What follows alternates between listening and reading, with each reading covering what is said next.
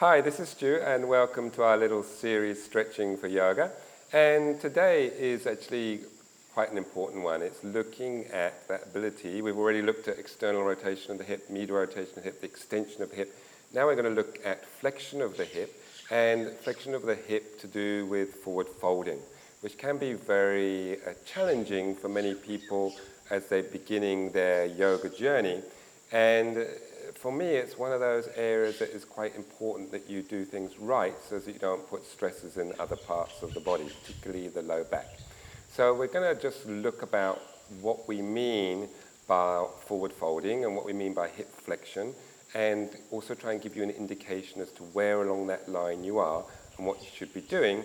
And then I'll give you my 3 favorite exercises for opening the back of the body as far as hip flexion goes.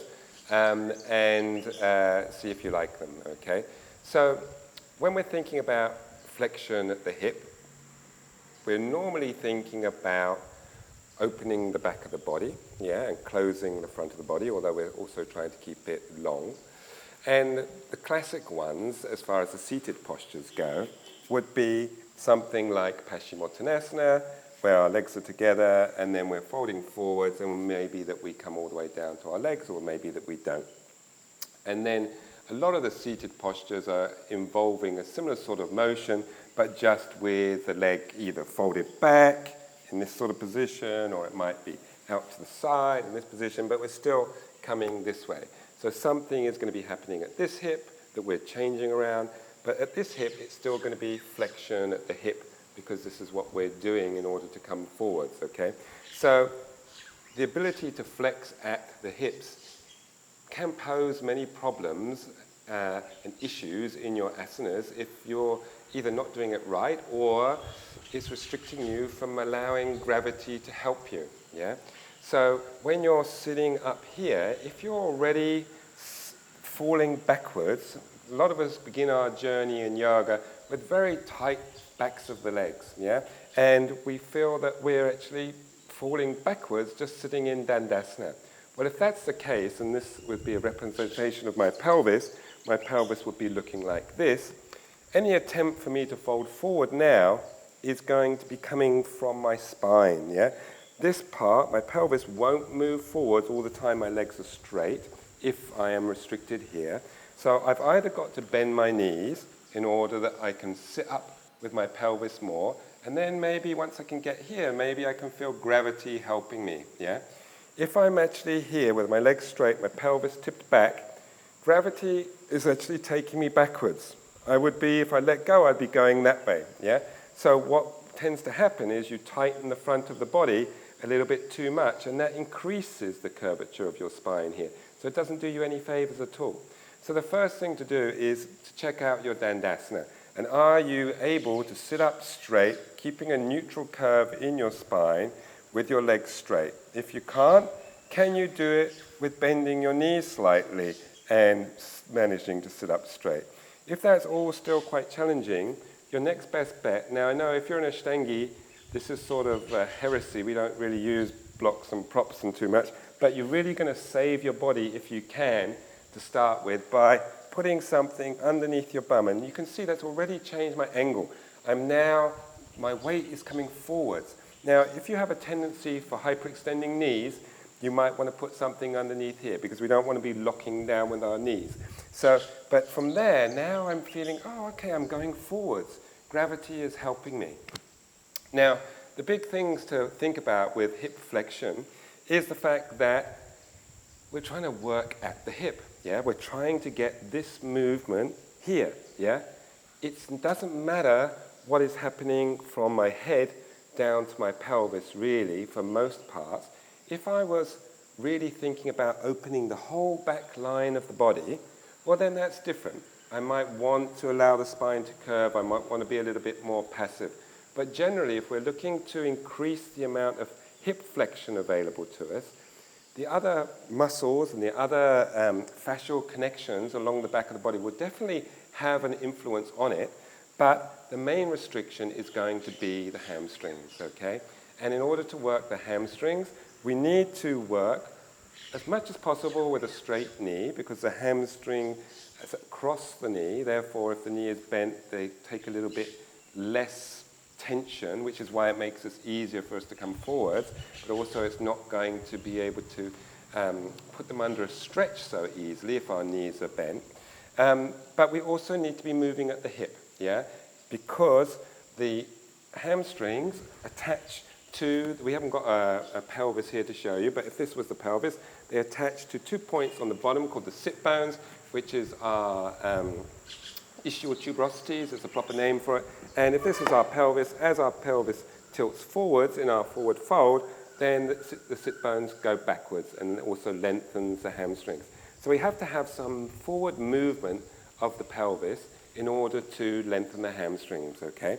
So if I'm stuck here and my pelvis is there, and then all I do to come forward is curve my body, you can see that all I've done is moved from up here, yeah? It hasn't changed my pelvis. If it hasn't changed my pelvis, it's not going to lengthen my hamstrings anymore, yeah? Or put them under a stretch very effectively. All I'm doing is potentially loading my low back, particularly if I get hold and then pull, yeah? So we need to get some movement here. Now, when you're starting, it's not always these seated postures, for me, are not necessarily the best ones to access the hamstrings, really. I mean, they do, but it's only really when you start getting forwards a bit that you can feel gravity helping you and you can allow yourself to relax more. Otherwise, you either feel like you're sitting up straight, not really doing anything, or potentially falling backwards. So my idea is that these exercises I'm going to show you are A, very safe, generally speaking, and B, will allow you to, if you can get more length in your hamstrings, then you'll be able to do these other seated postures a lot more easily, yeah? So the first one is a lying down posture, and basically, if we think, it's also a good guide for where we should be in the seated postures. So if I lie down first of all, and I'll just take one leg through here. Now, wherever we can raise this leg to, yeah, is an indication of how much we can flex this hip, yeah? Now, if I can bring it here on my own, that's okay, but I also might be able to get hold of it and bring it to a new position, yeah? Obviously, if we bend my knee, it will come down further, but again, we're taking a little bit of strain off of the hamstrings because I bent my leg. So we really want to be thinking of it with a straight leg, yeah? So if it only comes to, say, here, and you look at this angle at my hip, yeah, then that is basically 90 degrees. So that equates to me sitting up, yeah? So this really is my forward fold. Ability to flex my hips is 90 degrees, equates to basically Dandasana. So the chances are anything more than this, I'm going to be taking in the back. So we need to be able to get past that 90 degrees in order for me to be coming forwards a little bit more and working the hamstrings effectively. So the reason this is so nice is because your back is supported on the floor and you can't actually take any pressure there, yeah? So what we're going to be doing is we want to be nice and comfy, so we don't want to be creating strain around our neck and shoulders. So we're going to lie down, and we're going to always try and use your own muscles to move your legs as much as possible, because this is also getting coordination, getting strength, always helping. So whenever you can, don't just grab hold of things and move them. Try and see if you can move them to where you can, possibly yourself. And then what we're going to do is, if you can't reach your foot while keeping your shoulders fairly close to the floor and feel nice and relaxed in the head, if my leg was back here, I'd be like this, and it really would create a bit of strain after a while. So what we want to do is just give ourselves a little strap, and then we can hold on, and my shoulders are on the floor, and you just adjust your length to make it nice and comfortable.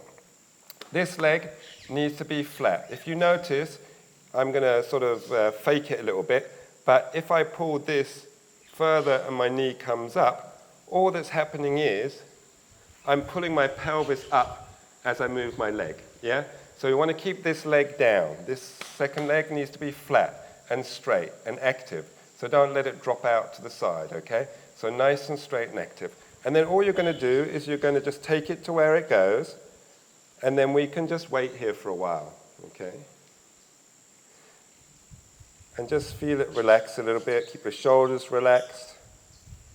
And this is one of my favorite exercises because you really feel nice and secure. It's very specific. It's very isolating to the back of the leg. And now what we're going to do is we're going to add in our little PNF exercise. You'll see that we'll keep on coming back to these sorts of exercises because they really are quite effective. And for those of you who missed the earlier videos, PNF is just basically you're going to contract the muscle that you're going to then relax. We've simplified it very much so. It's more complicated than that. But for us, that'll do. So what we're going to do is we're going to hold our leg here, okay? But basically the action of the back of the leg is to bring the leg back to the ground, yeah? And all you're doing with your arms is just stopping it from happening. You're not pulling the leg closer to your head. You're just holding it where it is. So first of all, you find your range of motion, okay, your limit of your range of motion. And for mine would be down here somewhere, but we're going to fake it and we're going to say it's sort of here. So what we're going to do is we're just going to keep it there. And now I'm going to engage my muscles of the back of the upper leg and try and pull the heel back down to the ground. And I'm working only 20 to 30% effort. That's all I need to work, okay? And so we're just going to keep it there for 4 or 5 breaths. Still contracting, whether it's an inhale or an exhale, you're contracting just the same.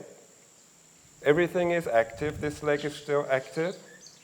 The breathing is nice and even. And then after 4 or 5 breaths, you relax slowly. So you don't just go, whoa, thank God that's over. You just release slowly. And then you see if you can just encourage it towards you, okay? There's a little bit more play, okay? And then you repeat the same again. So now I'm engaging. I'm taking up the strain with my arms. The straighter you can have your arms without pulling your shoulders off the floor, the less muscular work you're doing in your arms to actually hold the strap. So it's quite sort of, keep the arms as straight as possible. And I'm still working, pressing into the strap. So again, just to remind you, if I let go of the strap, my leg would go that way because I'm pulling my heel to the ground, okay?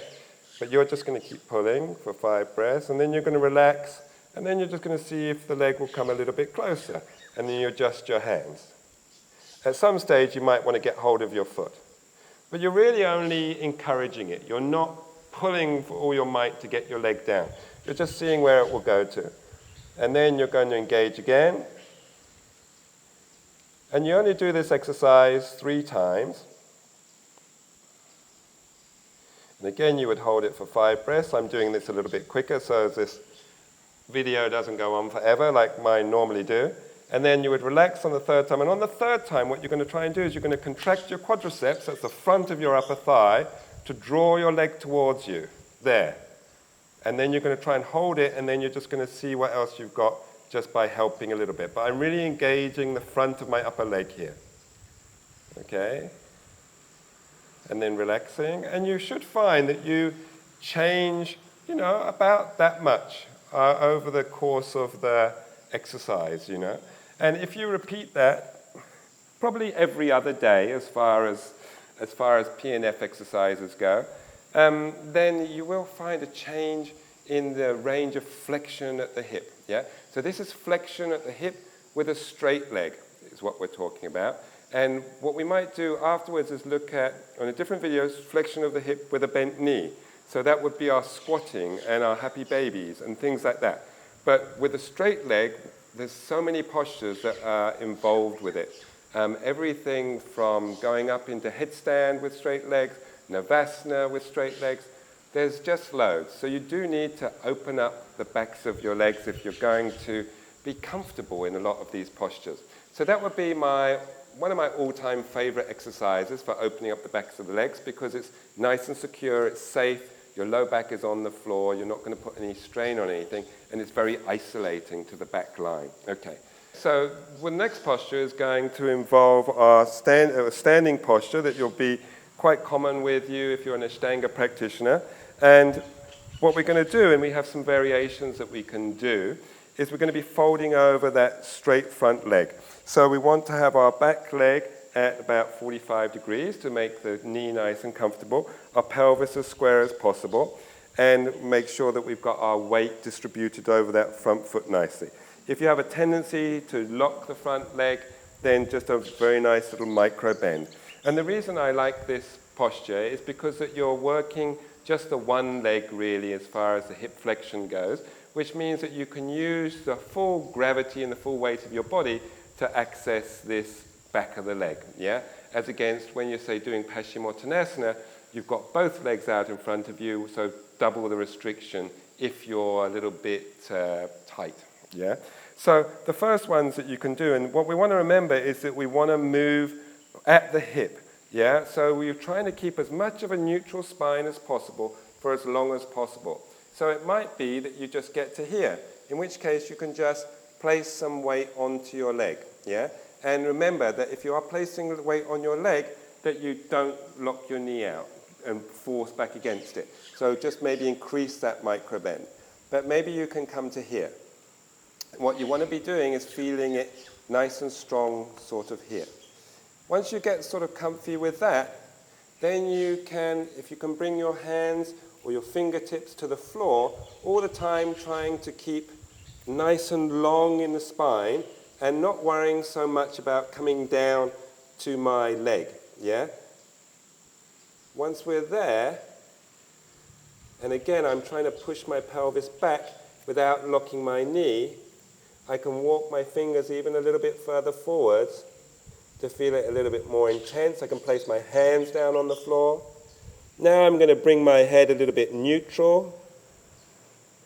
And then from there, if I want, I can then start coming down towards this leg, bringing my shin. But what I don't want to do is be up here and then just curve my head down towards my knee. Because again, the same thing goes, is that I'm just working on my spine rather than the flexion at the hip, okay? So always think about keeping the body long and the weight going forwards and lengthening that whole back line, but focusing more at what's happening at the hip. Is there movement happening in a flexion at the hip, okay? So that's my sort of second favorite. And for any of these that you know, if you find it just doesn't work for you, don't do it, because it just depends on where you're tight, where you're restricted as to whether these are going to feel comfortable or not. The first one, I think, should suit everybody. This second one, you need to be a little bit more open, still with some work to do, but a little bit more open to actually feel that you're actually coming forward, and if you can reach the ground, that's also nice without curving too much. Okay. So the third one is a funny one, really, because it's partly my least favorite forward folding posture, so to speak, but also my favorite in the way that it's done. So my least favorite forward folding posture is a balancing posture called Utthita Hasta Padangusthasana, where you're standing up and your leg is out front, and then if you're an Ashtangi, then you tend to fold forwards and bring your chest to your leg. Now for me, unless your leg is way up here by your head, I really don't like that because of the fact that there's so much weight out in front of your body that it can place strain on your back if you haven't got the hamstring flexibility. If your leg is just parallel with the ground, then all your weight is going to be out in front. And for me, it's not so good. Yeah, we'll just leave it at that, shall we? But having said that, if you have the assistance of a teacher that is taking the weight of your leg, yeah, then it's a whole different ball game altogether, because they have got that weight, and then you're free to fold forward.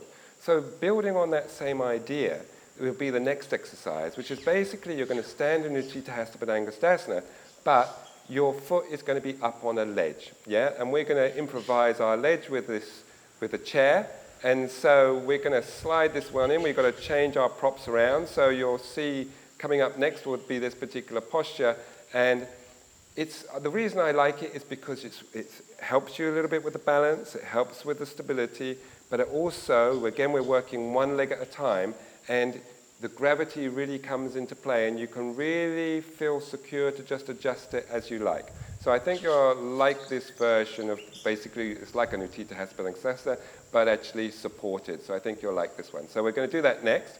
So I'll just leave you with the idea that, just be careful when your forward folds not to take the strain into your low back, yeah? Always try and keep a little bit of a neutral curve until you get towards the bottom.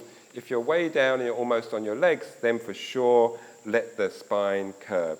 Now, also one other thing is, like, if you are very open in the hamstrings already, then sometimes a different set of rules apply, yeah? And you might want to be actually pulling the sit bones back down towards the floor, curving a little bit in the low back, but that's a whole different story. So at the moment, really, we're aiming for those people that have got plenty of work to do in their hamstrings as far as creating more hip flexion.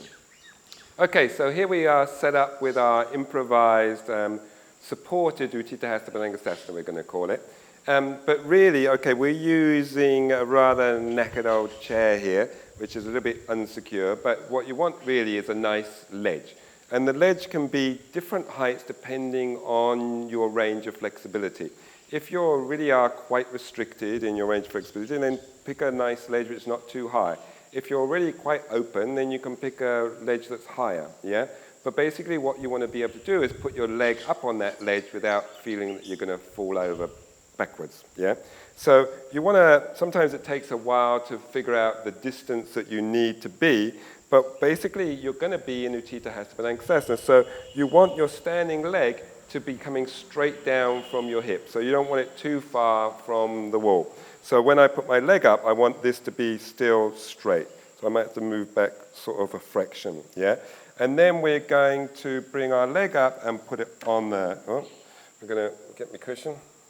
You see why I need this cushion, because it looks rather not very nice. And I would even suggest having a cushion just for your heel, even if you're putting your foot on a ledge, okay? So hopefully now my hips are relatively square. My standing leg, as if I was going to do the posture, you know, freely standing in the room, I want to make sure that I've got a good arch, that my weight is across my feet, because although I'm working on this leg, it's also a good time for me to check out my alignment and work on my standing leg as well, okay?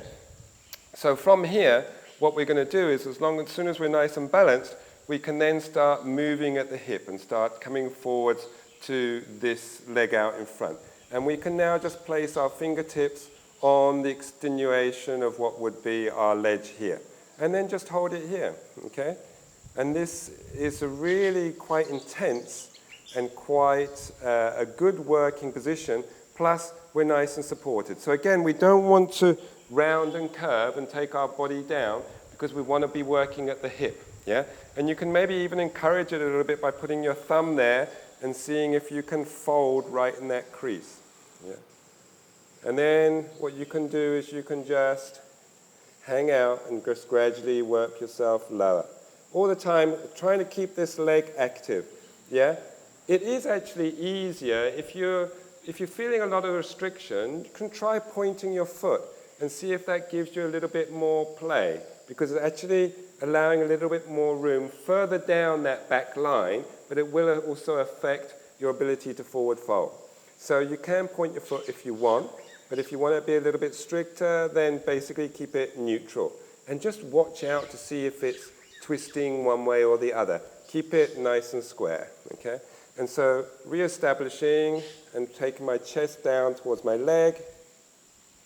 I can, if I want, hold my foot just nice and lightly, or I can hold onto the ledge, yeah.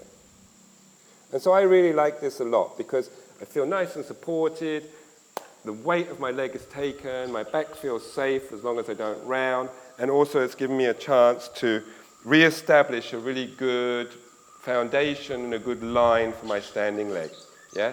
If you really wanted to challenge yourself, and I might be chancing my luck here, but you can then see if you can, at the end, lift your foot off of what you've got it on, just to make sure that you're actually also working on creating strength for those other parts of your Utthita Hasta Padangusthasana. So that's also worth doing right at the end, okay? It was up, I promise you, it's just that the cushion was sort of coming up with me, okay? So good, so hope those helped, and You know, just be careful with your forward folding. You do need it on lots of sorts of things, but don't, you know, if you feel the pain going up towards the sit bone, then, you know, just back off a little bit. You want to feel it mostly a good stretch, nothing painful, okay? Just a nice intensity in the belly of the muscle. Good. Okay, hope you enjoyed that, and we'll see you again for some more stretching for yoga very soon.